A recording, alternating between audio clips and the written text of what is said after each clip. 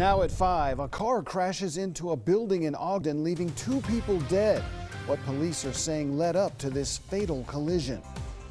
Plus, a passenger dies after being dragged by a TRAX train. How that man wound up stuck between 2 train cars.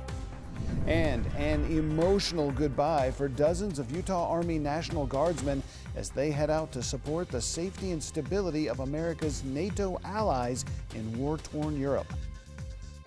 Live from Utah's first TV station, ABC4 News celebrates 75 years. Good evening, everybody. I'm Rick Aaron. Thanks for being with us tonight. We begin with an early morning tragedy in Ogden where 2 people were killed and another was seriously injured when a car crashed into a building near the 3400 block of Washington Boulevard. ABC4's Jared Jatanini is live in the newsroom with more on this fatal crash. Jared? Rick, just tragic. Now, that crash happened around 5:30 this morning. Take a look at these pictures from the Ogden Police Department. You can see that black car smashed into the side of a local business there in Ogden. Police say the car was heading north on the 3500 block of Riverdale Road when the driver blew through an intersection. The driver and a 19-year-old male passenger died on scene. Ogden police say another 19-year-old male passenger was ejected from the car. He right now is in stable condition. Just the importance of wearing a seatbelt, but especially lately we've had a lot of ice, we've had a lot of fog, we've had a lot of different things that could be extenuating circumstances. We don't know if those things contributed to this wreck at this time. It's still under investigation. However, it's a good time to remind people, just please be safe and be aware and take your time. Now, again, the Ogden Police Department is saying that what led up to the driver failing to stop at that intersection is still under investigation. The names of those involved have not been released. Live, Jared Jotnany, ABC4 News. All right, thank you, Jared. Also in Ogden today, a 24-year-old woman was found dead with a gunshot wound. According to the Ogden Police Department, residents around the area of the 2200 block of Jefferson Avenue reported hearing shots around 6 a.m. Now, police haven't released the woman's identity and say that detectives are busy investigating the circumstances that led to her death. Now to an update on a TRAX passenger who was killed last night in an apparent accident in downtown Salt Lake City. According to police, the 61-year-old man was traveling northbound on a TRAX Blue Line train. They tell us when he attempted to get off near City Creek Center, he lost his balance and fell backward, getting caught between 2 cars of the train and dragged for a short distance. First responders declared him dead at the scene. The road between South Temple and 100 South was closed for several hours, creating significant delays for all TRAX lines while police investigated this incident. Elsewhere, an 18-year-old man is in critical condition and another person has serious injuries after a T-bone crash in Eagle Mountain. According to the Utah County Sheriff's Office, this crash happened around 5 p.m. yesterday on State Route 73, where a Jeep Wrangler with 2 people inside was heading east when the 18-year-old driver of a Buick Century attempted to cross the highway and drove directly into the path of that Jeep. The 18-year-old was taken by helicopter to a nearby hospital, while the driver of the Jeep had minor injuries and the passenger in the Jeep sustained serious back injuries. The sheriff's office believes that alcohol may have been a factor in this crash. Search and rescue crews from Cache, Rich, and Weber counties responded after a 12-year-old boy was injured in a snowmobile accident today.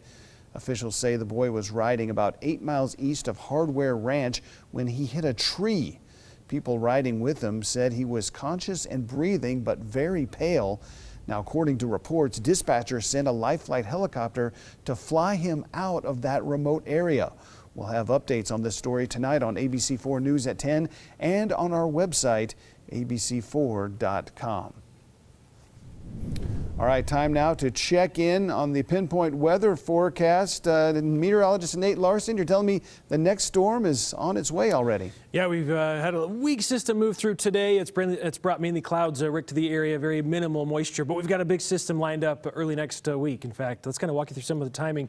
A beautiful shot, though, to kick off the evening from Utah Valley, Utah Lake area, in fact, in Linden, just showing a phenomenal end of the day, sun going down, 5:17 sunset for us. So still hasn't quite technically occurred just yet, but beautiful with some of the clouds out there and the sun angle. Again, we've had mostly to partly cloudy skies throughout much of your Sunday. Moisture moving through mainly over the mountaintops has generated some very light snow showers, but very minimal, if any, accumulation. And we were expecting maybe a few raindrops or a drizzle across some of mainly northern and central Utah. Looks like we've seen a little bit of moisture down over the southwest corner as well. Catch a bit of a break, but then by tomorrow, we're tracking another system that's going to be moving in on Monday. This one will bring heavy mountain snow and valley rain showers. In fact, it's another atmospheric river event, meaning it's tapping into subtropical moisture, and it will bring kind of a heavy wet snowfall to the mountain areas, with valleys seeing rain starting tomorrow afternoon. And this will encompass the entire state. We have winter weather advisories that have now been issued for our mountain areas. We'll kind of break those down coming up with the main forecast here in about 10 minutes. Hourly forecast into the evening, hanging out in the upper 40s. We should be in the lower 40s throughout much of the rest of the evening, and dipping into the upper 30s with light winds into the evening. Plan on partly to mostly cloudy skies sticking around as well. Rick? All right, thank you very much, Nate. Today, the Utah Army National Guard honored 45 citizen soldiers in a deployment ceremony before they head off to war-torn Europe. The Guardsmen will serve for a year and fill in several critical roles in supporting the safety and stability of NATO allies as Russian troops continue to bombard targets in Ukraine. The Utah Army National Guard says they have been training these soldiers for several months to prepare for their participation in Operation Atlantic Resolve. Every one of these soldiers are civilian soldiers. They're doing this because that's what they want to do.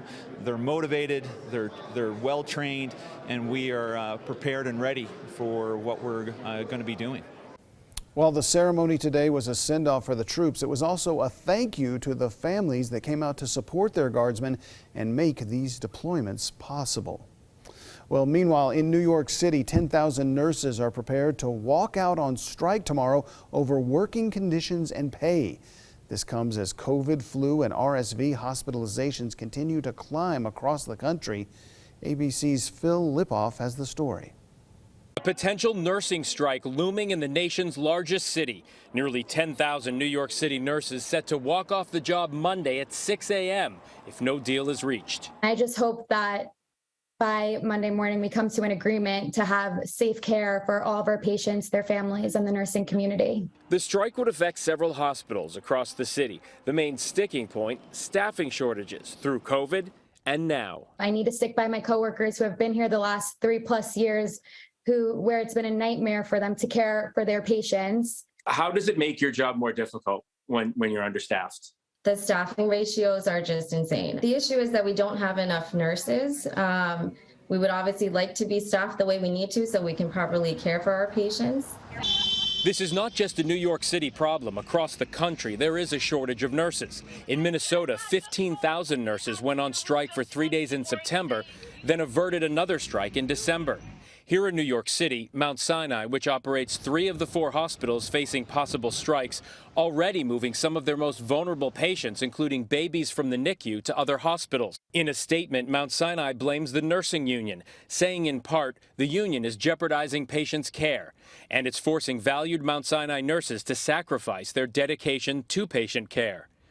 All of this as hospitalizations in the Northeast are rising, especially among the elderly, as doctors and nurses battle the flu, respiratory illnesses, and now a new subvariant of Omicron.